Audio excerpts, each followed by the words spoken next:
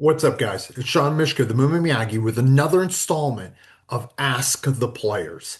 And remember, in this respective installment and short series, we are asking players what lesson they wish they would have learned earlier that they feel as though would have changed the trajectory of their career. What is it that they would give advice to themselves as a younger player?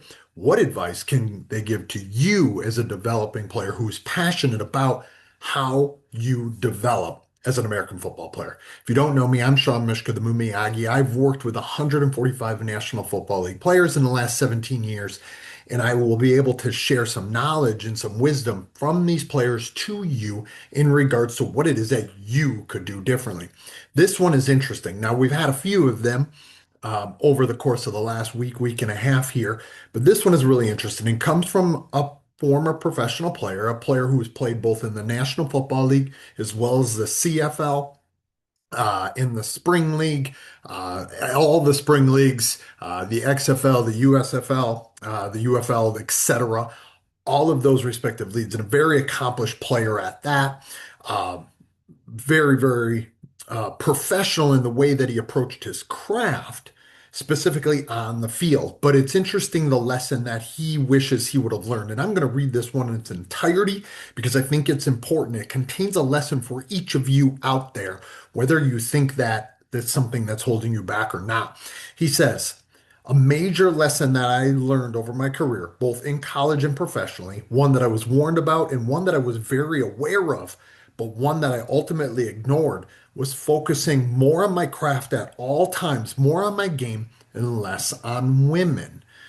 I truly obsessed over doing the right thing in training, in preparation, improving my game through the littlest and smallest details that it takes to be successful. And on a side note, I will attest to that. He goes on to say, I was always a student in the game. I always took training very seriously, but during my downtime, I could have been more intentional. I could have been more focused, and I could have sacrificed my own guilty pleasures, my own vices around women to make me a better man and ultimately a better football player.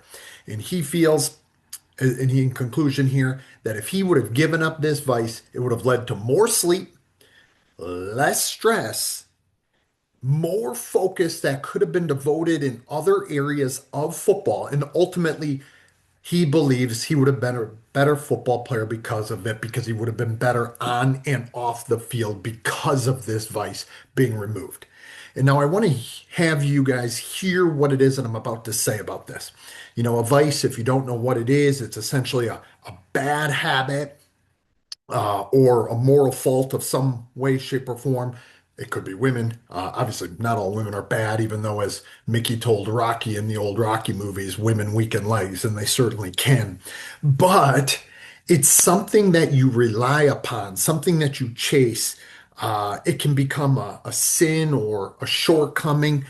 It can be an imperfection or maybe a defect to a certain degree. It could be something like women, it could be greed, it could be smoking, it could be drugs, it could be pornography, it could be some respective bad habit that, it even could be like a moral fault or weakness, like envy or pride or fear or something of this nature, right? It's a defect or imperfection in what it is that you're doing and how it is that you're going about your business in your life, in your craft.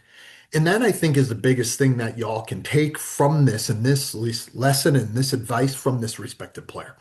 Again, not all of these things are entirely bad if they are kept in check and if they are grasped onto in a way that can be supportive, right? Like having or chasing women, relationships with them, whatever it might can be positive if it helps support who it is that you are on your journey to being the best football player you can become, both on the field and, in this case, probably more specifically, off of it.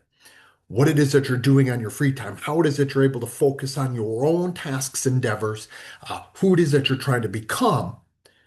But oftentimes for players, these vices get in the way of. So we need to keep them in check.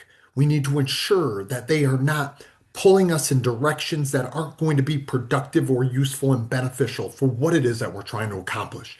So I really appreciate this player's transparency, his vulnerability. Again, he reached the upper echelon of the sport. He was a National Football League player, was a champion on the field. He had numerous statistical accolades, both in college and in the professional ranks, won postseason awards, numerous of them. But to hear him say that he actually believes he could have been even better had he been able to figure out how to keep this in check, there is a tremendous lesson to learn here, guys.